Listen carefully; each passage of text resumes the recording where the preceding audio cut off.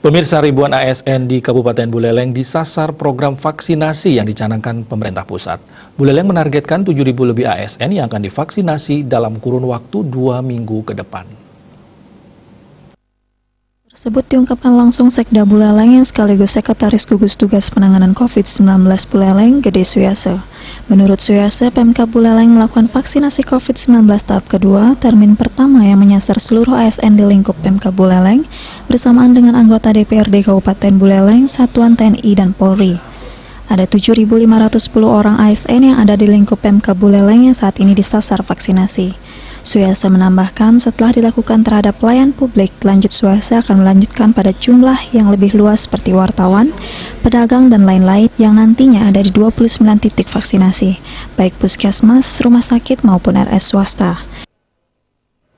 Mari kita akan mengambil sesuai dengan kapasitas petugas yang ada. Untuk saat ini, target sasaran kita itu sekitar 7.000 ya. 7.510.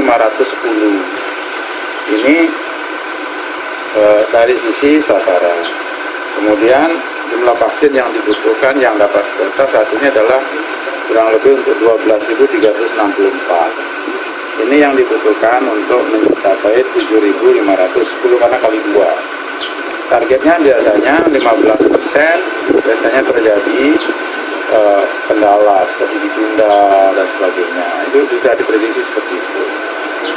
Lalu sasarannya tentu sesuai dengan surat dari kementerian, dan ini tidak ada yang 100%. Sasaran vaksinasi ini sudah sesuai dengan surat kementerian dan ini tidak ada yang mencapai 100%.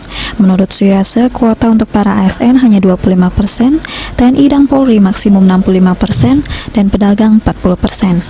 Komang Yuda, Bali TV.